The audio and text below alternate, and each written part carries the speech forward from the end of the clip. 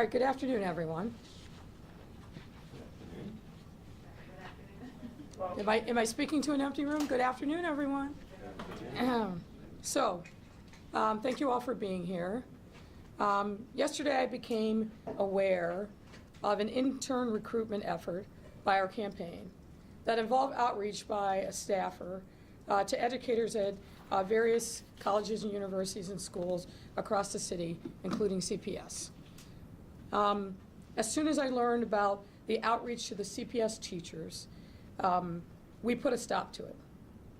Bottom line here is it was clearly a mistake, and we've made sure that we emphasize that not only to the staffer involved, but everybody on our campaign to ensure that this kind of conduct doesn't happen again.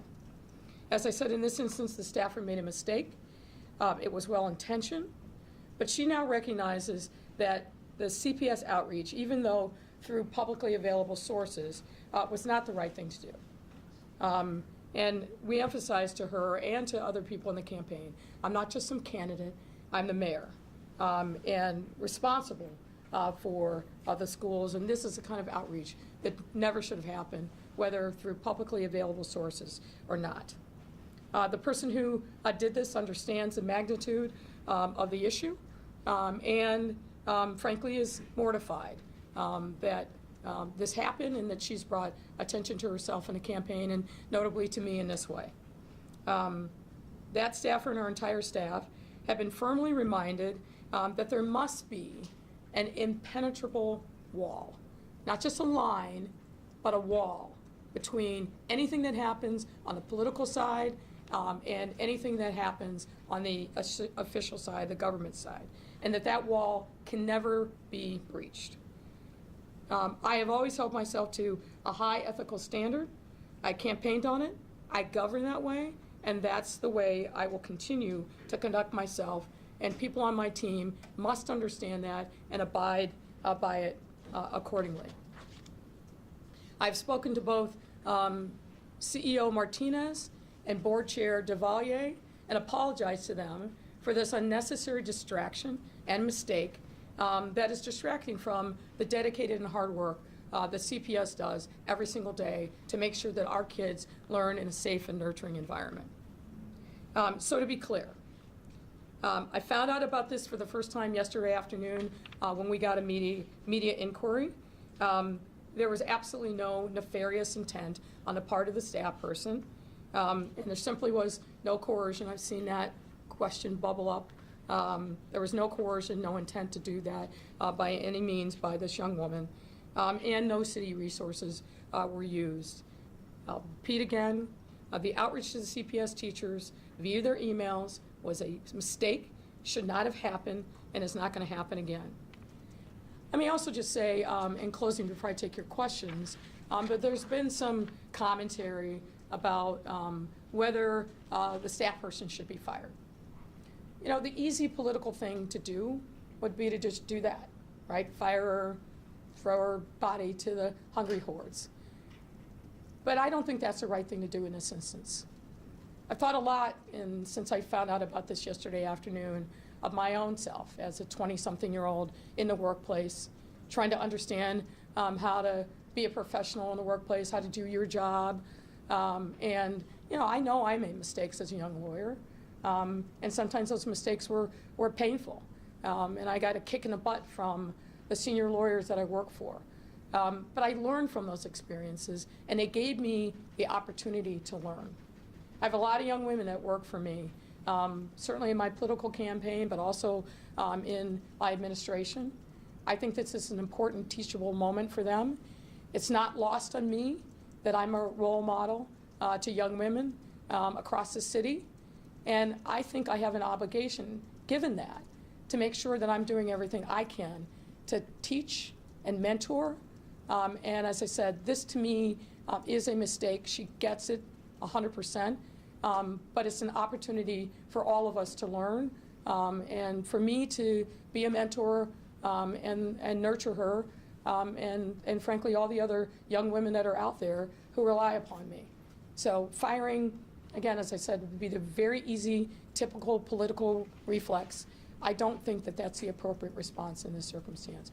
I'm happy to take your questions. All right, we're going to do 2 questions per person as always. Why don't we start right here, Brad? Kind of go first, and we'll move down the line. Your campaign mayor, I believe, also said that other candidates and mayors have done things like this in the past. Well, you guys approve of that? Well, Greg, my memory goes back to probably the George McGovern campaign.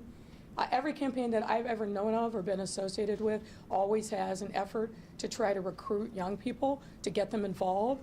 Being involved in a political campaign, I think, and civic engagement, regardless of what your political persuasion is, in my view, is probably one of the most important aspects of government, of politics, and civic engagement. We need more young people to be involved. We need them to see the contours of campaigns, the good, bad, and we need them to get that experience, because when they get that experience, and I'm one of them, that sticks with you.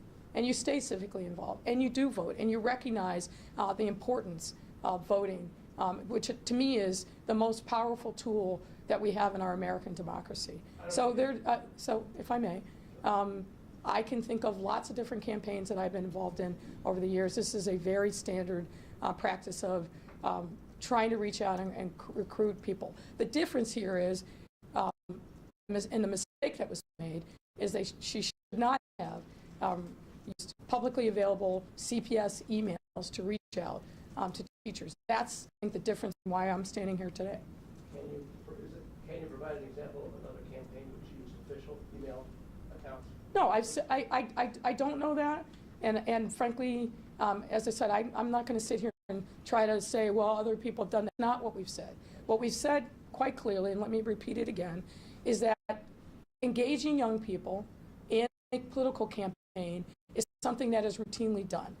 The line crossed, not have been crossed, is Googling, finding CPS emails, and then reach out to teachers and encouraging them to let their students know that these internship opportunities were there. That's the difference. Thank you. What do you mean by publicly available email addresses? She just said Googling, or? My understanding is that she just did a Google search and found them. So found them on the CPS. I mean, Did a Google search. She was looking for places where obviously students are, young people are. My understanding is that she did a Google search and found a bunch of CPS emails, and then used them. Okay, and then this email to CPS teachers seems to have gone out yesterday. TTW reported that back in August, a similar email was sent. I think that's correct. In August, right before school started, a similar effort. We had a lot of positive outreach and engagement with young people coming from a number of different sources, adults, parents who are supporters, who were looking for opportunities to get their kids involved in our campaign. And as school was resuming across the city, that effort was made, I think, last August sometime. I guess that points to this has been kind of a long-standing outreach story. Well, I don't think I'd go that far, Justin. What I would say is, the recent thing was not the first time. What I'm aware of is one other time in August, right before school started, where she did a similar thing and reached out to a wide array of folks to say, hey, there's this internship opportunity available for a campaign. And just to be clear, you're saying you became aware of that August email Yesterday. Okay, bye. My question is kind of two parts. Will your campaign allow students to volunteer after this incident? If so, is there any worry that their willingness is a bit too from this? We will allow anybody who wants to volunteer to volunteer. Obviously, we want to make sure that people have and particularly young people, have a great, fulfilling experience. And so we do, what we can to make sure that they're getting real exposure, not just, frankly, doing grunt work. But yeah, we'll take on, we are actively recruiting volunteers. We're hosting volunteer town halls. I just spoke at one yesterday. So yeah, we're, close to the Bell Lab. And so we're inviting anybody who's interested. They can go to lightfootforchicago.com and sign up for volunteer opportunities. One more? Oh, no, that's it. Okay. Mauricio? So as you mentioned, CPS and city colleges received the email. Is there any more agencies I'm not aware of the specific details. It will surprise you, maybe, that as the candidate and as the mayor of the city, I'm not involved in the nuts and bolts of volunteer recruitment, but certainly I get you any other information. And you said that you were aware only yesterday.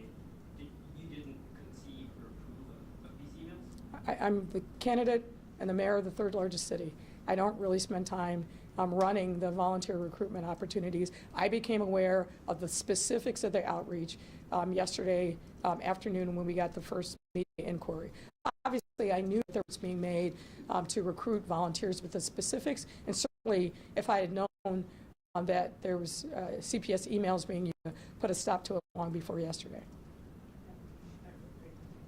Was that too? Sorry. I guess. Yeah, let's move on with the Hi, Hey. Ken. I was You wondering. decided to stick around, did you? I did. I was wondering, outside of talking with your staff, your campaign staff, what other things would you be doing to ensure your campaign is effective? Well, we have an employee handbook.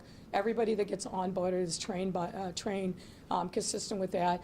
We have our campaign lawyer, who's also a campaign ethics expert, comes in, does a training. So we've re-emphasized the training that they previously had, and specifically to the circumstances. Look, people get it. It's not a secret what's going on. Yes, ma'am. What's your response to the Inspector General, the CPS, and the City and Board of Ethics all saying this is something they're looking into and addressing? Well, they have every right to look into it, and if there is a need for us to respond, we'll cooperate. Secondly, a little unrelated, a WBZ investigation out today found that because of short staffing, Chicago police are turning. I'm sorry. Sorry, yeah. With my bad hearing, and you talk very, very fast, so if you Okay, can I'll slow it down and speak up just a little bit. Yeah, a WBZ investigation out today found that because of short staffing, Chicago police are turning away people trying to register for gun offenses, sex crimes, violent murders against youth, and that puts registrants trying to follow the law at risk of rearrest. Do you have any plans on how your office is going to address that issue? Well, I was not aware of that, but obviously to make sure that we're by the law, particularly when it comes to these folks that have to register on a regular basis, something I will take up with the superintendent and deal with that to make sure that they're able to comply with the law, and that we're doing what we need to do to make sure that they have the ability to register accordingly. Okay, Craig? Hi, Craig. Thanks. A lot of the attention has been focused on the staffer who sent the letter, but is this really one person getting it wrong? Since the campaign itself defended the move at one point, and if it happened before, did no one else not know what was going on? Well, what I will say is this. I'm not aware that anybody else in the campaign knew that this particular staffer was using CPS emails. Obviously, the fact that she was actively recruiting young people to come and volunteer and participate in internship opportunities, clearly that was known. But the use of the CPS emails, I'm not aware that anybody else knew that. And as I said, I found out about it for the first time yesterday afternoon. We put an immediate stop to it. I brought the young woman in to talk to her about why that was a problem, and the hubbub, obviously, that it's created, but also to explain to her, as I said in my opening statements, I'm not just a candidate, I'm the incumbent, why this is highly problematic, and the wall that's got to exist, and it includes things like not contacting city employees, sister agency employees, using their work emails. That was a mistake. The other tangent related, and then what have you decided to do about the chairmanship of the City Council's Ethics Committee?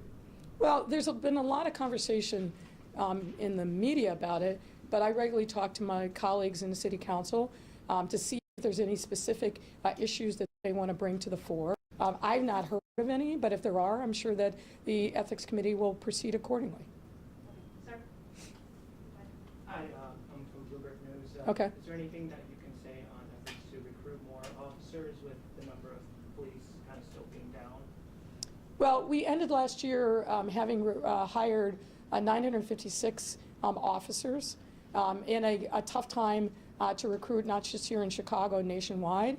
I attribute that success to a couple of things. Number one, we have a full-time recruiting team that got stood up in 2021, and they are scouring the country to talk about why coming to work as a Chicago police officer is a good job. We're going to college campuses. We're going to, most of the military branches have a process by which when someone's separating from the military, they have a transition process. We've connected up with those folks.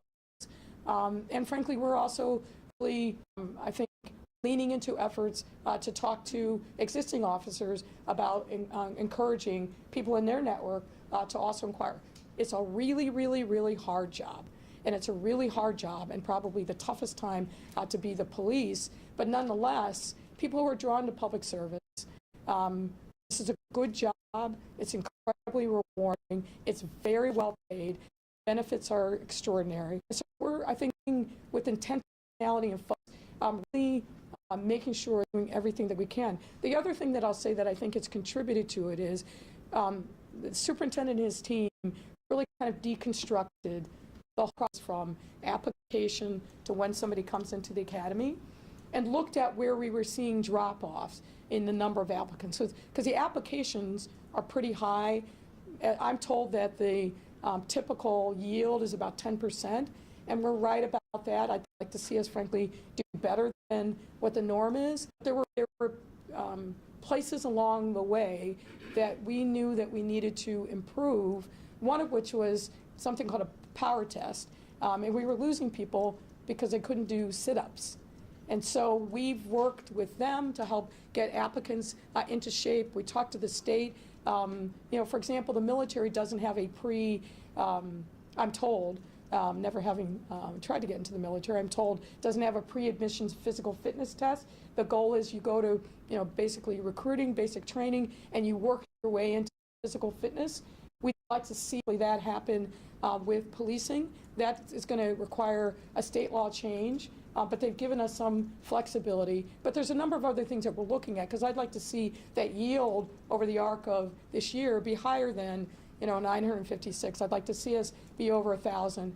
We're back down, I think, to normal retirement and attrition rates. We were way up in 2021. We're back down to normal now, but this is something we've got to stay extraordinarily diligent. Early on in my tenure as mayor, looking at a graduation, looking out into the audience, seeing the graduates rock across the stage, the light bulb went off that these young men and women are walking into middle-class lifestyles for the rest of their life. That powerful tool that we as a city can use to create middle-class wealth and build back our city and our middle-class population. So I'm very, very focused on that with police, with fire, with teachers.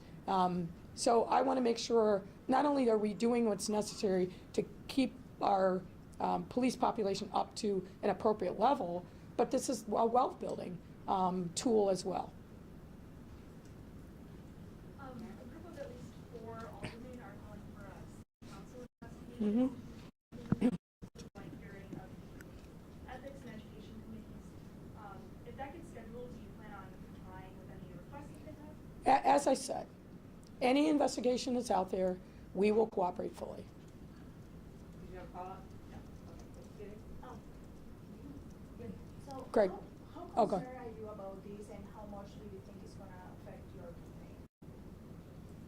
Well, I'm not happy that this happened, obviously. As I said, I pride myself on upholding a very high standard of ethics. I've been very, very clear from the outset with our campaign team, but also on the official side, there's got to be law.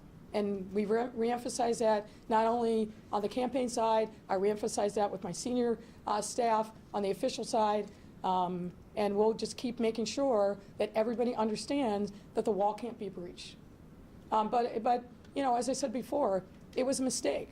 It was a young person who was enthusiastic, well-intentioned, but she made a mistake, and we're dealing with it accordingly. You have a second? Yes. How much freedom have your campaign staff to do or take actions that probably, I know that you say that this is, or you're gonna make sure that this is not gonna happen again, but how are you gonna prevent this? Well, I mean, it starts with talking about what happened and how it happened and why it can't happen again. It's reemphasizing the ethical boundaries that we have had in place from day one of this campaign, and how every person who's onboarded goes through an orientation process, includes making sure that they're holding the highest ethical standards. So it's just, as I said, an important teachable moment. We're taking advantage of that opportunity to make sure that everybody on our staff understands where the wall is and that can't be breached. Mayor, can you just clarify what actions were taken to recruit students over at city colleges? Were these the same kind of breaches where emails were used at colleges, or were these just other recruiting efforts for young people at city colleges? I don't have that level of detail, but we can definitely get it to you. But I know that there was some outreach to not only city colleges but other colleges and universities across the city. But the specifics of that I don't have, but we can get that to you. On another topic, a couple of people have told me that this crime prevention program, the community crime prevention program the police launched last week, Yeah. the command level staff are being told they have to go door to door on the south and west sides and talk about crime tips and city service requests for people. Is this the best use of command staff? And did you order this? I did not order it. This is something that was originated by the superintendent and his leadership team. But yeah, I think it's a good thing that the white shirts are out there, leading by example, and talking to community members about what resources are available for them, particularly focused on crime, using it as an opportunity also, frankly, which happens through the DCO program and business liaison officers on a regular basis anyway, but using it as an opportunity to inform people about what city services are available for them. I think that, and it's not just on it's not going to be just on the south and the west side. It's going to be focused on those areas of the city that have experienced historically or recently high rates of violence, and to let the community see the police when it's not a law enforcement emergency. We know through our own experience, but also, frankly, the experience across the country, that you build trust by being present. You build trust by being present and making sure that people recognize the police, frankly, as a legitimate force for good. And yeah, of course the white shirts should be out there. They got to lead by example. They can't just say, hey, you POs, you do it, and I'll sit and do whatever. I think this is a good, healthy thing, because when the supervisors, the exempt personnel are out there in these neighborhoods themselves, just like when I am out in a neighborhood, I get to see things from my own perspective, my own eyes, and not filtered through somebody else. And I think it's important for community members to see that the police department from top to bottom has their back, and gives the community an opportunity to say directly to those supervisors who can make a difference in deployments, I'm sure we're going to be getting, hey, that lot, that building, those kinds of things. Those are important things for the supervisors also to hear from community members. Building that feedback loop and that dialogue, that's what real community policing has to be about at its essence. Mayor, the general kind of feedback I'm hearing is it's hard to believe one young staffer came up with this idea all by herself with the promise of school credit. Is your campaign also having a hard time recruiting volunteers? No, we're not having a hard time recruiting volunteers at all. We held a volunteer town hall, about a week, 10 days ago, and we had roughly 200 people that were on a Zoom. We did another one, I think it was just last night or the day before. We had another 50. We're not having any problem. There's a lot of interest and enthusiasm. I think realistically, and it's not surprising, after we got past the holidays, people focus. They're focused on the fact that there's a mayoral election. They're focused on the fact that this is an important opportunity for them to get involved, to exercise their their rights as voters, and they're gravitating towards different campaigns. And I'm going to be the beneficiaries of, I think, that enthusiasm, and I absolutely welcome it. From Heather Sharon, she asked me to forward this question. You ran for mayor in 2019 on a platform promising to root out corruption at City Hall and toughen the city's ethics regulations in an attempt to break the grip of the city's corrupt political machine. Have you failed to live up to that promise? No, not at all. Early on, as you may recall, we passed the toughest ethics ordinance, ethics reform package in the city's history. We've challenged the status quo at every level of government. We've broken up the status quo, whether it comes to automatic prerogative, whether it comes to putting the interest of individuals ahead of what's in the best interest of our city. We're taking on those fights. We never shied away from them. And nothing that's happened in the last 24 hours that's been revealed has changed that one bit. Good afternoon, Mayor.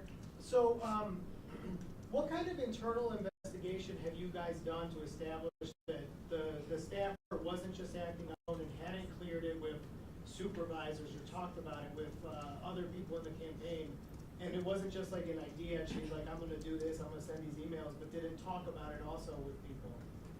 Well, as I said before in answer to a previous question, what I know is obviously that the staffer obviously reports to a supervisor. The supervisor clearly understood and directed that the outreach was appropriate because of the level of participation that we saw over the course of the summer from young people, whether it's high schoolers or college or what have you. So yeah, absolutely that was known. The details of, oh, I went and Googled and I found this email, I don't believe that was known by anyone, because we're about the work. There's a lot going on. We're not a huge campaign team, as you might imagine. All campaigns try to keep themselves, particularly paid staff, as lean as possible. But I'm confident that we have a sense of what happened. I talked to the staffer yesterday. She was debriefed by senior leadership on the campaign, both yesterday and again this morning, so I think we have a pretty good handle on it. But the bottom line here, folks, is this. It was a mistake. She understands that it was a mistake. We put guardrails in place to make sure that that doesn't happen again. Now, the email also suggests that, you know, if you do this, you can get class credit, which would suggest that maybe they talked to CPS. They had some impression that you could get class credit. Now, maybe is your understanding that they were just conjecturing that you could get class credit, or that they had spoken to somebody about that? I can't answer that specific question, but I do know, for example, on college campuses, there are professors who encourage students, particularly in political science or government classes, to get internships, and that they do provide opportunities for class credit. I don't know that that part of it was specifically tailored to CPS. I wouldn't take that leap.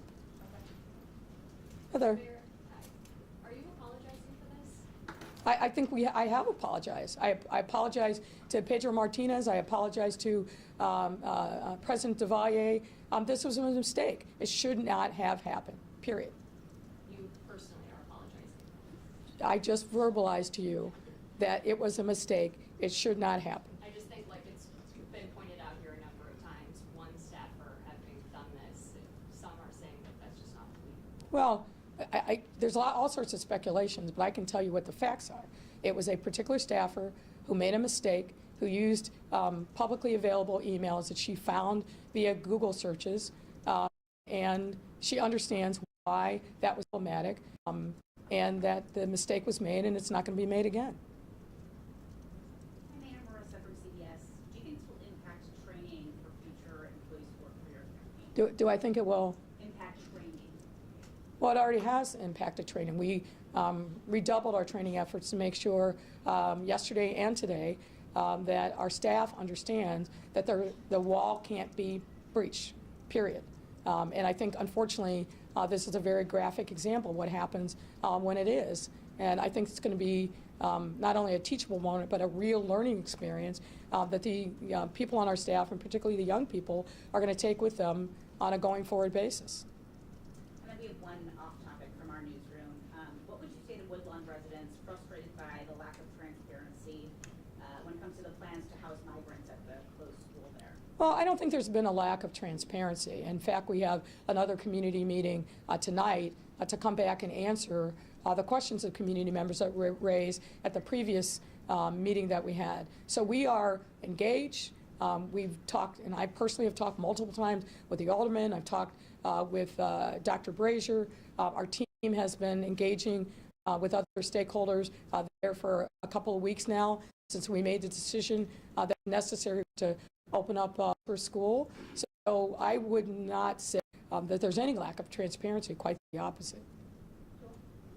Yes, ma'am. Once you found out about the emails going out yesterday, did you get any information on how many went out to teachers recently and then back in August?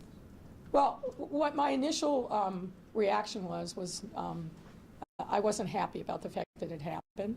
I talked to campaign manager. I brought the young woman in, explained to her why this was a problem. Our team is kind of dug into more specifics, so I didn't know that as of yesterday. But I think, again, a mistake was made. It's real clear that that should never have happened, and we are doing everything we can to make sure it doesn't happen again.